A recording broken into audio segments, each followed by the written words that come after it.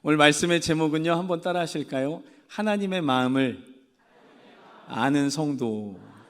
오늘 하나님의 마음을 아는 성도라는 제목으로 말씀을 나누겠습니다.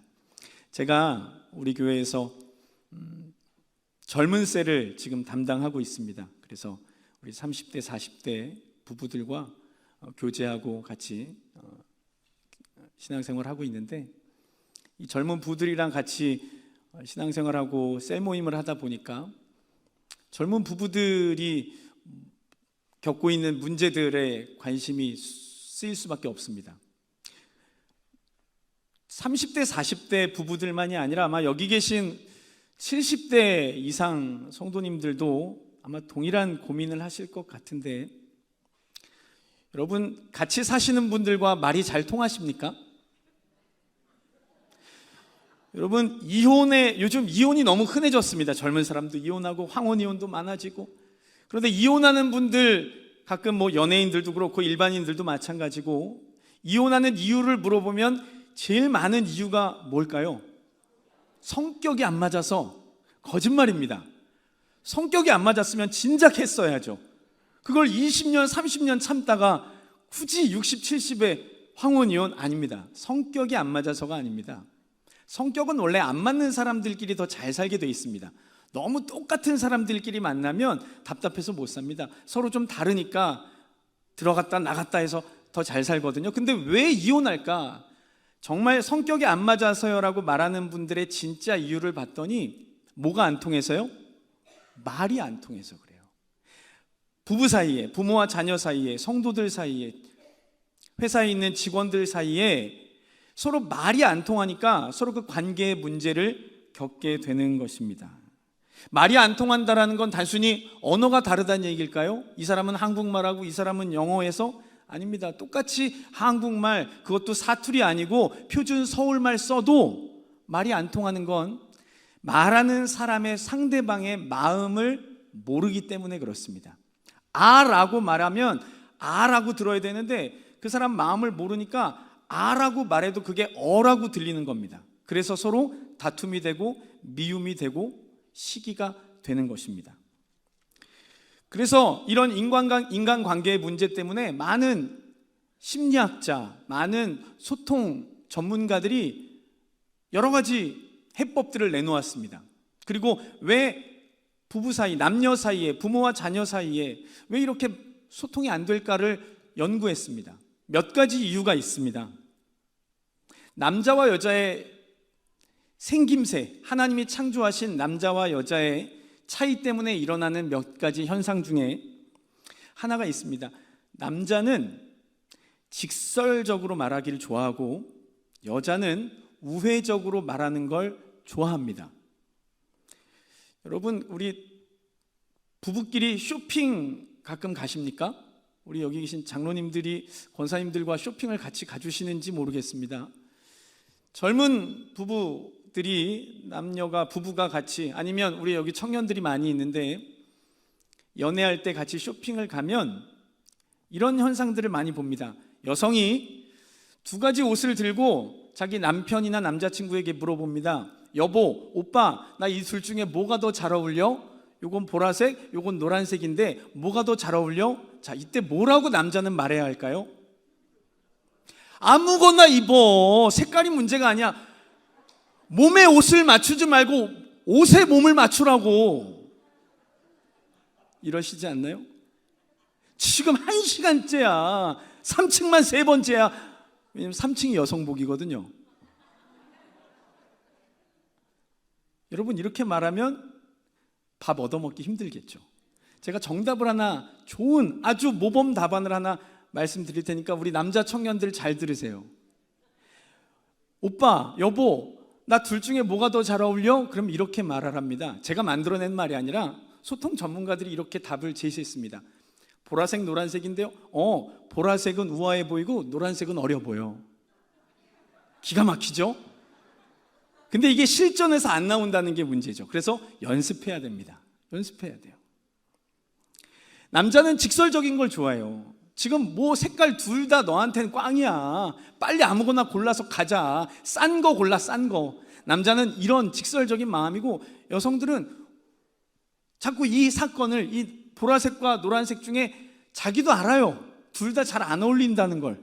그럼에도 불구하고 상대방이 좀 돌려서 말해주기를 바라는 거죠. 또 한 가지 특징은 남자는 늘 해결책을 제시하려고 해요. 그런데 여자는 공감을 하고 싶어 해요. 뭐 이런 거죠. 여자가, 아내가 아니면 여자친구가 저녁에 만나서 아니면 퇴근해서 집에 와서 여보, 오빠 나 오늘 하루 종일 힘든 일이 있었어. 나 오늘 회사 누구 선배 때문에, 누구 과장님 때문에 나 되게 속상했어. 그럼 남자들 대부분 어떻게 말하죠? 앉아봐. 내가 너랑 20년째 살고 있잖아. 네가 너 문제야. 네가. 내가 너 몰라? 내가 널 제일 잘 알아. 제가 너무 리얼합니까? 저는 이렇게 말하지 않습니다. 나 같아도 너랑 못 살아 라고 남자들이 보통 하니까 싸움이 되는 거죠. 남자들은 여성의 문제를 듣고 자꾸 자기가 해결책을 제시해 주려고 그래요. 그거 아니야, 네가 잘못했어. 근데 여자들은 속상하다고 왜 말할까요? 답을 달라고? 그냥 들어달라는 거죠. 들어달라는 거. 나 오늘 힘들었어, 속상했어. 어차피 당신이 말해줘도 내일 회사 가서 안 바뀌어. 당신이 뭐 우리 회사 사람도 아니고. 그냥 나 힘들었다는 거 넋두리 들어달라는 거야. 투정 들어달라는 거야. 여성들은 이렇게 말을 한다는 거죠. 맞습니까? 남성분들 맞습니까? 아마 맞을 겁니다. 또 한 가지 특징은요, 남자는 고민이나 문제가 생기면 동굴로 들어가는 습성이 있답니다. 반대로 여성은 문제가 생기면 광장으로 나가는 특징이 있답니다. 동굴과 광장에 매우 큰 차이가 있습니다. 자, 예를 들어 보겠습니다. 남편들이 회사나 직장이나 사업장에서 어떤 어려운 문제를 가지고, 고민거리를 가지고 집에 들어옵니다. 그럼 남자들 대부분 어떻게 하죠? 여보, 나 이런 문제가 좀 있는데 털어놓나요? 아니요, 잘 얘기하지 않아요. 저녁은요, 대충 먹었어. 그리고 서재나 방으로 들어갑니다. 그리고 혼자 그걸 해결하려고 고민합니다. 그럼 이제 아내는 남편이 뭐 문제가 있으면 나하고 좀 상의도 했으면 좋겠는데 혼자 얘기를 안 하니까 좀 답답하죠. 그래서 남편이 좀 안 됐다 싶은 마음이 요만큼 있었는데 조금 있다가 나와 보니까 남편이 언제 고민했냐는 듯이 거실에서 막 TV를 보면서 깔깔거리고 재밌어 하는 겁니다. 또 어떤 남편은 고민이 있어서 힘들어하는 줄 알았더니 나 낚시 갔다 올게 그러고 막 낚시를 가는 겁니다. 그럼 이제 아내는 그걸 보고 부글부글 끄는 거죠. 아니, 나 저렇게 고민거리가 있으면 나한테 상의를 좀 해서 해결하면 되지. 아까는 또 고민 때문에 죽어가는 듯 하더니 언제든 또 나와서 TV 보고 낄낄거리고 혼자 낚시 가고.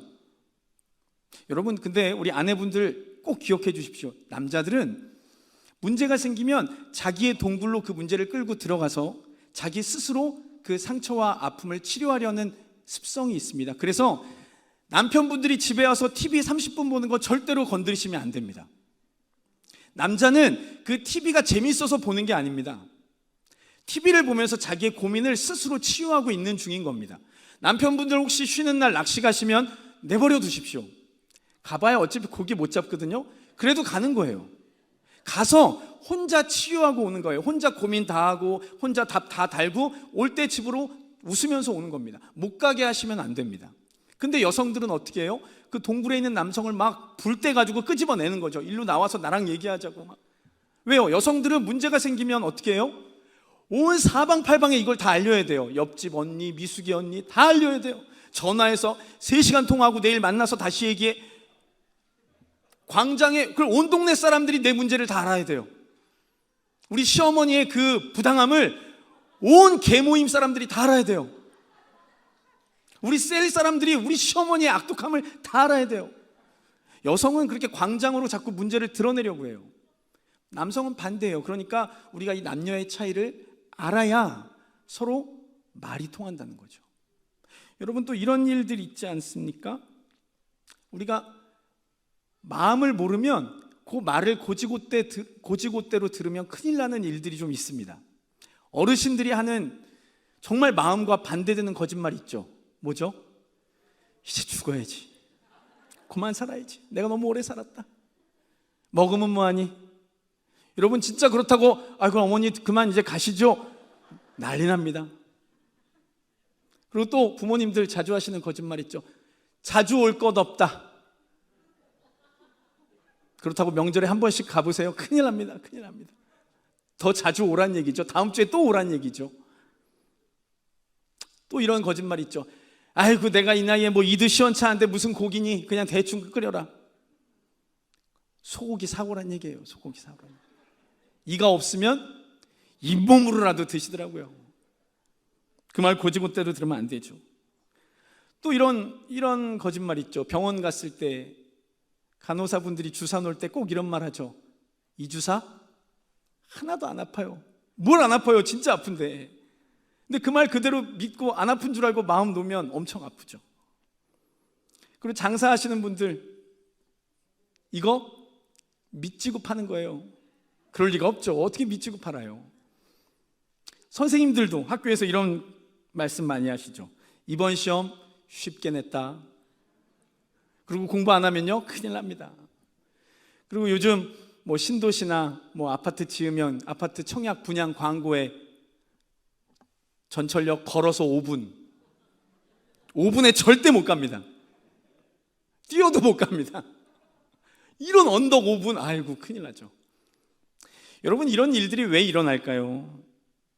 이게 바로 그 말하는 사람의 마음을 모르기 때문에 그렇습니다. 남자와 여자, 부부, 남편과 아내, 서로 마음을 모르고 겉으로 드러나는 말만 믿거나, 아니면 서로 마음을 모르고 자기 뜻대로만 말하면 서로 이렇게 소통이 안 되는 거죠.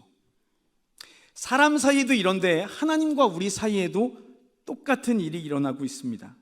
우리의 신앙생활이 잘하는 것 같은데도 불구하고 어려운 이유가 여기 있습니다. 하나님의 마음을 우리가 잘 모르기 때문입니다. 하나님의 마음 알 수 없죠. 하나님 마음 알면 천국 가는 게 너무 쉽게요. 그래서 우리는 날마다 하나님 마음을 알아가려고 애써야 합니다. 여러분, 우리 성경 통독 왜 하나요? 이거 통독하면 담임 목사님이 상 주시나요? 안 주실걸요. 성경 통독 왜 하나요? 여러분, 성경 읽으시면 어디 가서 아는 척 잘난 척 할 수 있습니까? 별로 없으실걸요. 성경 왜 읽습니까? 하나님 마음을 알려고 읽는 겁니다. 천지창조가 있었을 때 아담이 에덴 동산을 거니러 다닐 때는 사실 별로 문제가 없었습니다. 왜냐하면 궁금하면 하나님한테 물어보면 됐거든요. 하나님이 그때 늘 동행하셨기 때문에 가다가 뭐 모르는 거 있으면 하나님 이거 뭐예요? 그러면 하나님이 바로 옆에 오셔서 이건 먹으면 안 돼. 큰일 나. 이건 먹어도 돼. 다 알려주셨거든요. 근데 이 시대에는 우리가 하나님을 더 이상 눈으로 볼 수 없고 하나님과 날마다 바로 옆에서 동행할 수 없으니 하나님이 성경을 통해서 하나님의 마음을 수천 년의 역사에 응집된 하나님의 마음을 저와 여러분들에게 풀어내어 주신 것입니다. 그래서 우리는 성경을 통해 하나님의 마음을 알아야 합니다. 작년에 담임 목사님이 강조하셨던 하나님의 선교, 올해 강조하고 계시는 하나님의 형상, 이 모든 것들이 다 하나님의 마음을 알아가자는 겁니다. 오늘 우리가 함께 읽은 요나서 본문에 이 아주 적절한 장면이 있습니다. 오늘 주인공인 요나는 여러분 잘 아시는 것처럼 하나님이 니느웨 성에 있는 죄 많은 백성들을 용서하시고 구원하시려고 요나를 선지자로 그들에게 보내셨습니다. 근데 어떻게 됐을까요? 요나가 처음에 하나님 말에 순종해서 갔을까요? 안 갔습니다. 우리 오늘 함께 읽은 본문에 있는 것처럼 요나가 가기 전부터 안 간다고 그랬습니다. 하나님 저 못 갑니다. 멀어서요? 아니요. 요나가 니느웨를 너무 잘 알았습니다. 이 당시 니느웨가 얼마나 유명했냐면 죄 짓는 걸로는 이 당시에 1등이었습니다. 요나가 모를 리가 없죠. 그러니까 하나님이 요나에게 요나야 저 니느웨 사람들 내가 좀 구원해야 되겠으니까 너 가서 그 사람들한테 하나님의 말씀, 내 말, 하나님의 말씀이라는 게 뭘까요? 회개하고 구원받으라는 이 말을 네가 좀 가서 대신 전해라. 요나가 안 간다 그랬습니다. 하나님, 말이 안 됩니다. 저렇게 죄 지은 사람들 구원받으면 어떡합니까? 죄 지었으면 지옥 가야죠. 하나님 말씀 안 듣는 사람들 맴매 맞아야죠. 전 못 갑니다. 그리고 요나가 다시스라는 곳으로 도망갔습니다. 하나님이 다른 사람 보내셨죠? 아니요. 다시스로 도망가던 요나 뒷덜미 잡아서 바다가 풍랑이 일어나고 배가 뒤집어지게 해서 요나 물에 빠뜨리시고 물고기 뱃속에 있다가 결국은 물고기가 니느웨에다가 토해놓고 요나가 니느웨로 갈 수밖에 없게끔 하나님 만드셨습니다. 니느웨로 간 요나는 하나님 말씀 그대로 지켰을까요? 아니요. 요나 마음엔 계속 불평 불만이 있었습니다. 이 니느웨 사람들은 구원받을 자격이 없다는 겁니다. 그래서 하나님이 물고기 뱃속에까지 넣었다가 뱉으셨으니까 하긴 해야겠어서 니느웨에 가서 이렇게 전했습니다. 회개하고 구원받으세요. 들으셨습니까? 이렇게 말했습니다. 회개하고 구원받으세요. 회개하고 구원받으세요인데 누가 최대한 못 듣도록, 근데 하나님 앞에 저 했어요 라고 티만 날 정도로 그렇게 전했습니다. 회개하고 구원받으세요. 우리 청년들 혹시 대학이나 직장 생활할 때 밖에 나가서 점심 먹을 때 구내 식당에서 식사기도 어떻게 하시나요? 손 모으고 하나님 일용할 양식 주셔서 감사합니다 이렇게 하시면 참 좋겠습니다. 대충 밥 떠가면서 하나님 감사합니다 이렇게 하지 마시고 찔리면 회개하시고. 요나가 그렇게 하나님의 말씀을 니느웨 사람들한테 전하는 둥 마는 둥 했습니다. 요나 마음엔 니느웨 사람들 구원 못 받았으면 좋겠다고 생각했거든요. 다 지옥 가기를 바랬거든요. 그만큼 니느웨 사람들이 죄를 많이 심하게 지었습니다. 입에 못 담습니다. 이 당시에 니느웨 사람들의 범죄는 차마 말로 못합니다. 그런데 하나님 어떻게 하셨나요? 그러니까 요나가 그렇게 해놓고 오늘 저희가 읽은 본문 보니까 요나가 5절에 그렇게 성읍에 말해놓고 언덕 뒤에 올라가서 초막을 짓고 지켜봤다는 겁니다. 요것들 내가 말한 거 거의 못 들었을 거야. 이제 하나님 며칠 뒤에 오셔서 요거 딱 상태 보고 야 요나 내가 선지자를 보내서 회개하라고 했는데도 이것들이 여전히 죄지는구나. 아이고 니들은 쓸어버려야 되겠다 라고 하실 거야. 내가 요것들 혼나는 꼴 내가 아주 팝콘 먹으면서 구경해야 되겠다. 딱 그런 마음으로 언덕 위에 집 짓고 구경하고 있었습니다. 근데 어떻게 됐을까요? 놀라운 일이 일어났습니다. 요나가 회개하면 구원받으세요 이렇게 말한 걸 그 나라에 임금이 들었습니다. 그리고 온 백성을 모아서 야 큰일 났다. 하나님이 선지자 보내서 우리 멸망시키신단다. 지금 마지막 기회 주셨다. 모든 백성들 다 하던 일 멈추고 다 죄를 뒤집어 쓰고 통회하고 자복하는 심정으로 그동안 우리가 지은 죄 다 회개하자. 그리고 온 나라가 니느웨 그 성 전체가 하나님 앞에 회개하기 시작했습니다. 3일 작정 예배, 금식, 온 성에 있는 사람들이 한 사람도 빼놓지 않고 다 회개하게 됐습니다. 그러면 어떻게 될까요? 그 사람들 구원받겠죠. 요나가 막 속이 부글부글 끓었습니다. 그리고 오늘 5절에 있는 것처럼 하나님께 따졌습니다. 아니 하나님 어쩜 이러실 수가 있어요? 지금 구원받아야 될 사람들이 얼마나 많은데 저런 것들은 구원받으면 안 되죠. 죄송합니다. 좀 과격했지만 요나가 분명히 이렇게 말했을 겁니다. 저런 것들은 구원받을 자격 없어요. 하나님 이러시면 안 되죠. 그러면 착하게 사는 사람들이 얼마나 억울해요. 착해도 구원받는데 저렇게 죄 지어도 구원받으면 하나님 이건 안 맞잖아요. 죄 졌으면 지옥도 좀 가고 그거 보면서 착하게 살아야지 좀 마음도 단단히 먹고 그래야 좀 하나님 맞죠? 그랬더니 이제 하나님이 요나에게 우리가 잘 알고 있는 이유의 말씀들을 풀어주신 거죠. 여러분 이 장면을 통해 우리가 알 수 있는 게 바로 하나님의 마음입니다. 요나는 지극히 세상적인 마음과 기준을 가지고 니느웨 사람들을 바라봤습니다. 그러니까 죄 졌으니까 벌 받아야죠. 이건 세상의 논리입니다. 누가 들어도 합당합니다. 정상적입니다. 그런데 하나님의 마음은 좀 달랐습니다. 왜냐하면 하나님의 마음은 상식적, 이론적, 정상적에 있지 않고 사랑에 있었기 때문입니다. 하나님의 모든 판단의 기준은 사랑입니다. 옳고 그름이 아닙니다. 사랑입니다. 여러분 옳고 그름이었다면 저와 여러분들은 천국 가겠습니까? 자, 천국 갈 자신 있는 분들 손 한번 들어보십시오. 아멘. 권사님은 가실 겁니다. 분명히 가실 겁니다. 우리가 하나님 앞에 옳고 그름으로 우리의 성적표를 내민다면 우린 누구도 천국 갈 자신할 수 없습니다. 그러나 그럼에도 불구하고 하나님이 저와 여러분들을 사랑의 마음으로 대해 주셨기 때문에 저와 여러분들에게 구원의 기회가 열린 줄로 믿습니다. 마태복음 5장 45절에 이런 말씀이 있습니다. 제가 읽겠습니다. 한번 띄워주실까요? 이같이 한즉 하늘에 계신 너희 아버지의 아들이 되리니 이는 하나님이 그 해를 악인과 선인에게 비추시며 비를 의로운 자와 불의한 자에게 내려주심이라. 아멘. 무슨 말씀일까요? 하나님이 비를 착한 사람에게만 내리고 악한 사람들에게는 안 내려주지 않는다는 거예요.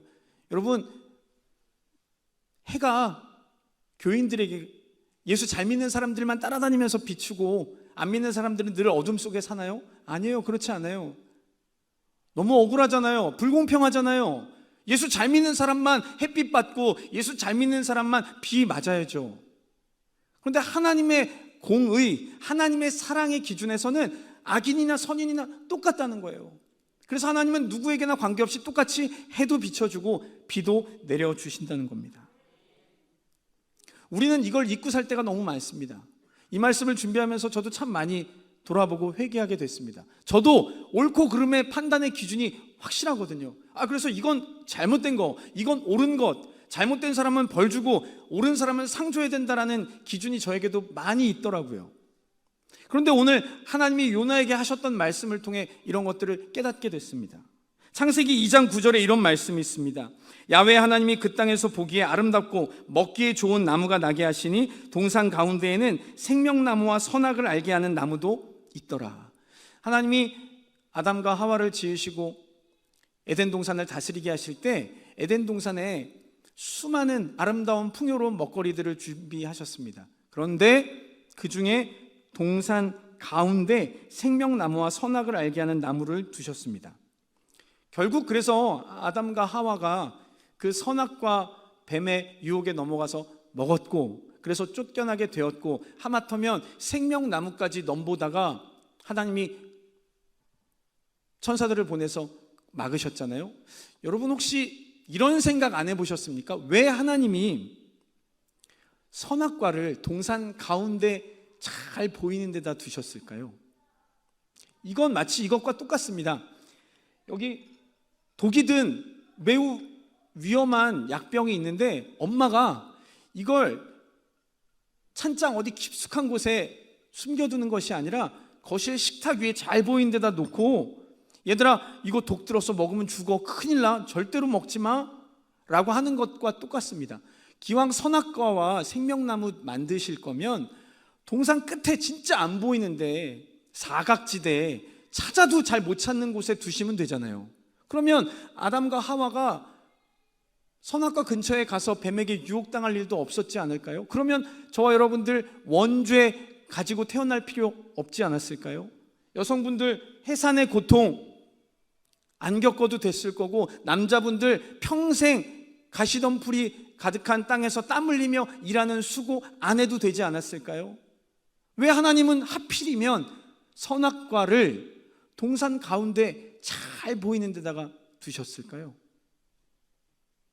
전 어릴 때 교회 학교에서 이 말씀 들을 때 이게 늘 불만이었습니다. 누가 거기다 두래?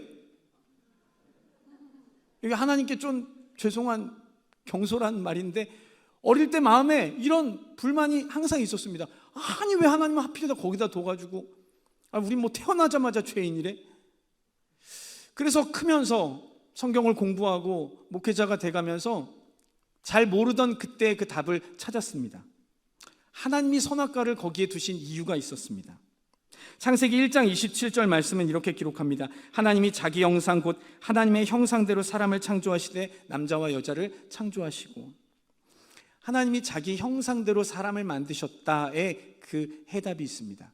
여러분, 하나님이 동산 중앙에 선악과 놓지 않고 구석에 놓으나 동산 중앙에 잘 보이는 데 두고 아담과 하와 흙으로 어차피 만드실 때 거기다가 입력해가지고 선악과는 절대 먹지 말 것, 요거 한 줄만 넣으셨어도 됐을 거거든요. 똑같은 겁니다. 근데 왜 하나님은 동산 가운데 잘 보이는 데 두셨으며 아담과 하와에게 이 선악과 먹지 못하도록 뇌에다가 한 줄만 입력해서 빚으셨으면 됐을걸? 왜 그걸 안 하셨을까? 하나님의 형상대로 만들고 싶어서 그랬습니다. 하나님은 우리를 AI 로봇처럼 만든 게 아닙니다. 명령하면 그대로 하는 로봇으로 만들었다면 우린 죄 지을 일 없었겠죠. 죄 짓지 마라, 비리비리. 그러면 아담과 하와가 무슨 일이 있어도 입력된 대로 행했으면 죄 안 지었겠죠. 그런데 하나님은 사람을 만드신 거지 로봇을 만든 게 아니라는 겁니다. 하나님의 형상대로 만들어졌으니까 사람이 때로는 말도 안 듣고요, 죄도 지을 수 있고요. 그래서 하나님이 그거 하신 덕분에 무슨 값까지 치르셨어요? 입력 안 해놓고 하나님 형상대로 멋대로 할 수 있게 해버리는 바람에 결국 무슨 값 지불했어요?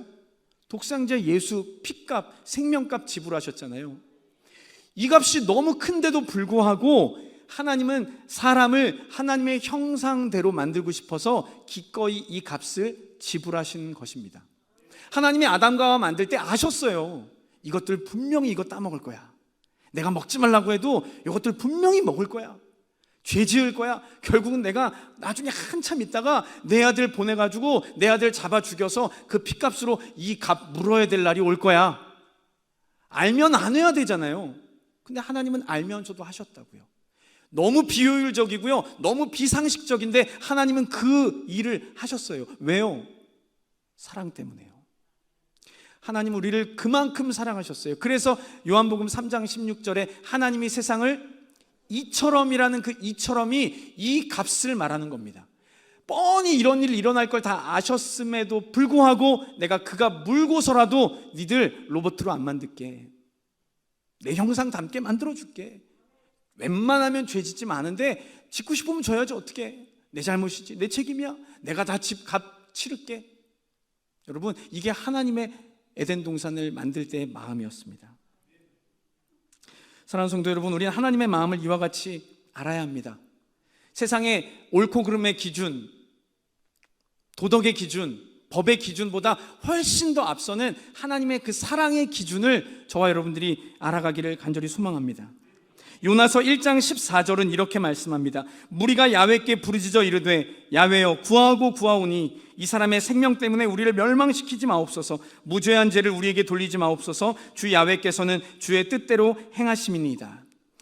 요나서로 돌아오면요, 요나가 하나님 말씀 안 듣고 다시스로 도망갈 때 하나님이 풍랑을 만나게 해서 그 배를 뒤집으려고 하셨어요. 근데 그 배에 요나 혼자 탄 게 아니라 장사치들도 많은 일반 사람들도 같이 탔거든요. 그랬더니 그 모인 배에 탔던 사람들이 갑자기 풍랑이 이니까 하나님인 줄은 모르고 어쨌든 뭔가 신이 노했다라는 마음에 무서워서 막 기도했어요. 우리 중에 분명히 신을 노하게 한 사람이 있다. 갑자기 바다가 이럴 수는 없다. 누구냐? 막 서로 찾아내려고 그랬어요. 그래서 거기 탔던 사람들이 하나님을 모르던 이방인임에도 불구하고 막 자기들의 신에게 기도했어요. 그랬더니 요나서 1장 16절에 이렇게 말합니다. 그 사람들이 야훼를 크게 두려워하여 야훼께 제물을 드리고 서원을 하였더라. 그 와중에 그 사람들이 이게 하나님의 계획과 작품임을 알았어요. 그리고 요나가 고백했잖아요. 여러분 걱정 마십시오. 이거 다 저 때문입니다. 제가 하나님 말 안 들어가지고 지금 이 사단이 난 겁니다. 저를 물에 던지십시오. 제물로 바치십시오. 그럼 여러분들은 안전하게 무사히 갈 겁니다. 요나가 그렇게 고백했고 자원했고 뱃사람들이 그 상황을 보고 결국 요나를 물에 던졌죠. 그런데 던질 때 그 배에 탔던 사람들이 오늘 16절처럼 고백했습니다. 야훼를 크게 두려워하여 야훼께 제물을 드리고 뭘 했대요? 말씀을 다시 한번 보여주실까요? 16절. 야훼께 뭘 했대요? 서원을 했대요. 여러분 서원이 뭘까요? 하나님께 자기 삶을 약속하고 맡기는 게 서원이에요. 이 사람들 이방 사람들, 하나님 모르던 사람들인데 요 한 날, 요 한 사건 속에 하나님을 믿게 됐을 뿐 아니라 남은 인생을 하나님의 사람으로 살겠다고 이 이방 사람들이 한 번에 서원까지 했대요. 여러분 하나님의 마음은 바로 여기 있습니다.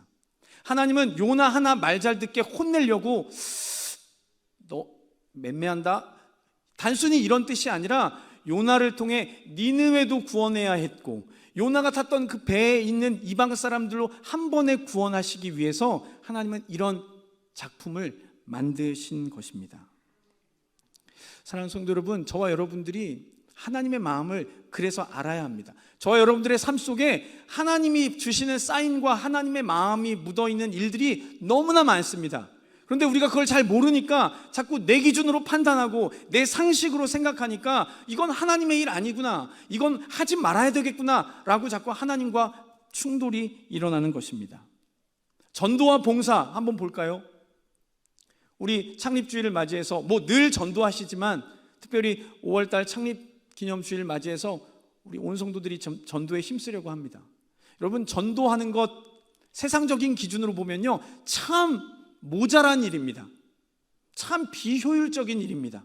아니, 우리가 휴지 줘가며 밥 먹여가며 차 태워가며 누구 좋자고요? 아니, 지 좋자고 내 돈 써, 내 시간 써. 근데 좋은 소리 못 들어, 무시당해. 여러분, 이거보다 비효율적인 일이 어디 있습니까? 이건 세상적인 기준으로 보면요 하지 말아야죠. 이건 믿지는 정도가 아니라 하지 말아야 될 일이죠. 그런데 우리 왜 할까요? 하나님이 원하시니까요.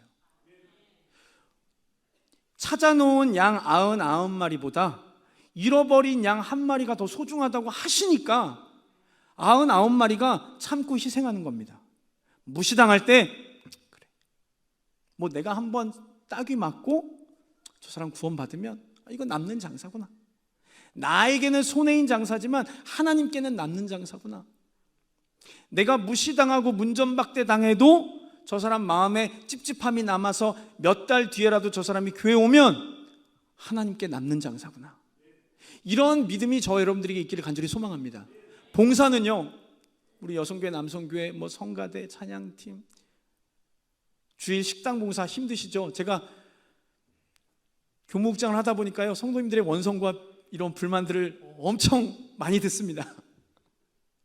식당 봉사 힘들어요, 어려워요, 다 안타깝죠. 제가 저 잘 먹자고 그러는 거면 안 하셔도 됩니다 이러겠지만, 하나님의 교회를 위해 섬기는 일이니까 죄송하지만 힘드신 거 알지만 그래도 부탁드리는 거죠. 여러분, 봉사요, 여러분 봉사하고 일당 받으십니까? 제가 이런 얘기 자주 하는데요, 목사는요 설교하고 월급 받습니다.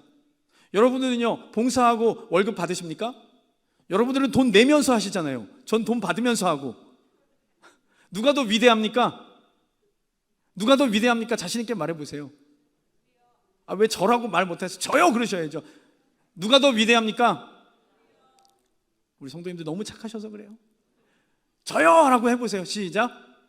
네, 맞습니다. 저는 돈 받고 하는 사람이니까요 자랑할 게 없어요. 여러분들은 돈 내면서 하는 분들이니까요 자랑하셔도 돼요. 근데 그 봉사 힘든 거 왜 하냐고요? 하나님이 좋아하시니까요. 하나님이 기뻐하시니까요. 나에게는 한없이 비효율적인 일인데 하나님 보시기에는 너무나 아름다운 일이니까 우리들이 감내하는 것입니다. 또 하나님의 마음을 알아야 되는 순간이 있습니다. 우리가 고난을 대하는 자세입니다. 우리가 고난을 당할 때 우리는 이런 고난 나한테 도대체 왜 오는 거야? 라고 하나님을 원망합니다. 그런데 우리가 하나님의 마음을 알면 그 고난을 이겨낼 수 있습니다. 제가 설교할 때마다 제 아이들 얘기를 가끔 하는데, 저번에 한번 1절을 했기 때문에 오늘 이어서 2절을 한번 하겠습니다. 여러분 아시겠지만 제 큰아이 예진이가 어릴 때 태어날 때부터 뇌병변 장애가 있었기 때문에 아팠습니다. 그래서 지난번에 1절로 태어날 때 위급했던 상황을 말씀드렸습니다. 오늘 2절인데요. 그렇게 해서 이제 제 아이가 뇌병변 장애를 갖게 돼서 정상적인 생활을 하기 어려울 겁니다. 그래서 어마어마한 제 수준에서는 어마어마한 치료비를 물고 10여 년의 치료와 이런 것 끝에 지금은 이제 정말 하나님 은혜로 많이 좋아졌는데, 그 당시를 말하는 겁니다. 그래서 한 6, 7년쯤 지났을 때 절대 걸을 수 없다 그랬던 제 아이가 걷게 됐습니다. 그래서 하나님이 정말 은혜고 감사하고, 그래서 제 인생의 고난이 이제 끝난 줄 알았습니다. 거기까지가 1절이었고요. 그런데 6살 반쯤 됐을 때, 제 아이가 6살쯤 됐을 때 이제 다 걷고 그러니까 이제 아무렇지 않은 줄 알았는데 어느 날 경기를 하게 됐습니다.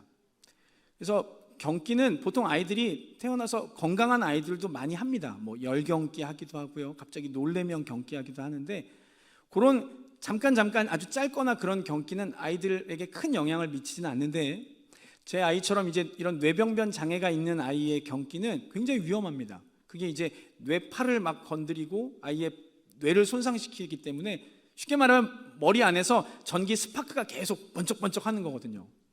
우리 십교구에 있는 휘성이가, 휘성이라 그러면 안 되죠. 집사님이지. 우리 휘성 집사님이 그런 아픔을 겪고 있습니다. 많이 기도해 주시기 바랍니다. 그래서 이 경기라는 걸 처음 겪었고, 이것 때문에 그동안 어릴 때 태어날 때 있었던 문제 때문에 걷지 못할 거라고 얘기를 들었을 때 충격과 비할 수 없는 두 번째 충격을 받게 됐습니다.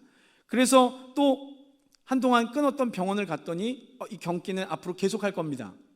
그래서 지금 걷게 된 게 문제가 아니라 이제 이 아이는 이 경기 때문에 여러분들이 쉽게 생각하는 뇌성마비 환자로 살아가게 될 겁니다.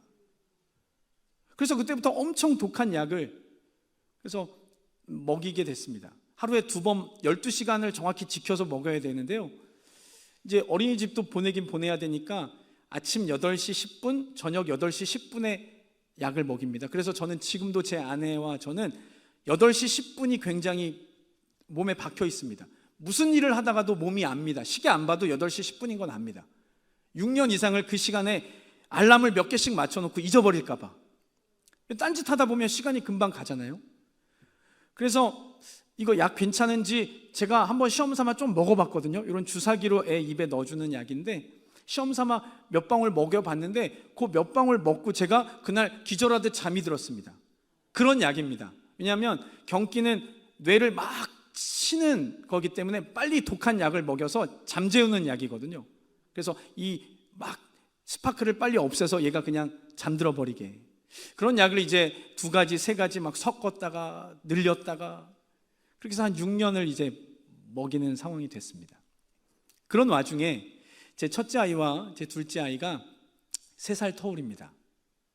그런데 이제 둘째를 저희는 처음에 절대 갖지 않으려고 했습니다. 왜냐하면 이 첫째 아이를 돌보는 것만도 너무 저에겐 감당이 안 되는 일이라 둘째 아이를 갖지 않으려고 했습니다. 그런데 또 하나님의 은혜, 그때는 은혜가 아니었죠. 둘째 아이가 생겼는데 제 아이들이 집에서 이 설교를 보고 있을 것 같은데, 저희처럼 첫째 아이가 이런 질병을 겪고 있으면 국가에서 합법적으로 둘째 아이를 낙태 수술할 수 있도록 허가를 해줍니다. 첫째 아이의 그 상태가 위중해서 둘을 기를 수 없다라고 나라가 판단해줘서 의료법, 국가법에 아무런 제재 없이 수술할 수 있게 해주는 법이 있습니다. 그래서 둘째 아이가 생긴 걸 알았을 때 한 일주일 정도 집사람과 고민했습니다. 이건 불가능이다. 하나님 주신 생명이 소중하고 이게 기독교 윤리상 옳지 않지만, 심지어 내가 목사지만 이건 안 된다. 이거 우리 둘이 평생 입 다물면 누가 알겠냐? 뭐 교회가 날 비난하겠냐? 누가 알겠냐? 내가 이걸로 뭐 재판에 들어가겠냐? 법적으로도 아무 문제 없는데 안 된다. 집사람도 제 아내도 처음엔 고민했지만 일주일 정도 기도하고 하나님 뜻이 아닌 것 같아서 나았습니다. 제가 그 일들을 겪으면서 하나님이 왜 우리 가정에 제 아픈 첫째 아이와 그 아이에 비해서 너무 명랑하고 밝은 둘째 아이를 왜 주셨는지를 이제 13년이 지난 지금에 와서 돌아보고 깨닫는 겁니다. 우리의 인생에 하나님이 고난을 주실 땐 내가 보기엔 말도 안 되는 고난 같고 내가 보기엔 벅차게 감당 못할 것 같지만 하나님의 사랑의 마음으로 들여다보면 하나님의 의도가 있었던 겁니다. 만약에 저희 집에 제 둘째 아이가 오지 않았다면 저희는 훨씬 더 힘들었을 겁니다. 지금 제 첫째 아이 예진이의 가장 좋은 친구는 둘째 예성입니다. 왜냐하면 저희 첫째 아이가 그동안 겪었던 여러 가지 상황 때문에 보통 곧또래 아이들보다 놀이와 지적 수준이 조금은 낮습니다. 좀 더딥니다. 그러다 보니까 또래 아이들과 어울리는 게 아직은 좀 힘들어합니다. 앞으로도 그 간격을 계속 가지고 갈지도 모릅니다. 그래서 제 3살 터울 어린 제 둘째 예성이와 누구보다도 친하게 지냅니다. 그래서 저희는 둘째 아이에게 늘 감사해하고 있습니다. 네가 우리 집에 와줘서 고맙다. 첫째 아이에게는 지난번 설교 때 말씀드린 것처럼 그 아이가 아니었으면 저나 제 아내나 자라오는 동안 부족한 거 없이 살아서 교만 방자하기 끄지 없었을 텐데, 그 첫째 아이 덕분에 겸손을 배웠고 둘째 아이 덕분에 하나님의 놀라운 계획을 경험했습니다. 이런 고난이 저에게만 있겠습니까? 여러분들이 다 있으시죠. 그래서 하나님이 우리에게 고난을 주실 때 그 고난을 대하는 자세를 우리는 하나님의 사랑의 관점으로 해석해야 됩니다. 아, 이게 내가 재수 없어서 걸린 게 아니구나. 아, 로또도 그렇게 안 맞는다는데 왜 이런 재수 없는 일은 나한테 오는 거야? 그러지 말자는 거죠. 세상적인 기준으로 바라보면 재수 없는 일이지만 하나님이 저와 여러분들에게 그 일을 겪게 하신 이유가 있다는 겁니다. 말씀을 마치려고 합니다. 여러분, 하나님의 사랑의 마음을 좀 가져보시기를 주님의 이름으로 부탁드립니다. 하나님의 마음을 좀 알아주시기를 주님의 이름으로 부탁드립니다. 나에게 왜 이런 일이 있을까? 하나님, 나에게 왜 이렇게 하셨을까? 나 선교, 전도, 봉사 왜 해야 될까? 나 하나님 말씀 왜 읽어야 될까? 물어보시고, 아, 하나님 마음을 알아야 됐기에 하나님이 나에게 이렇게 하셨구나.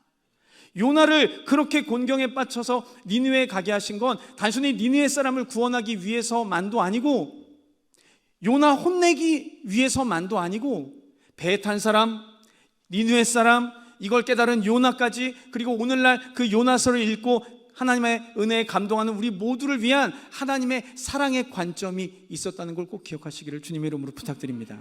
그래서 우리는 하나님 마음을 알아야 합니다.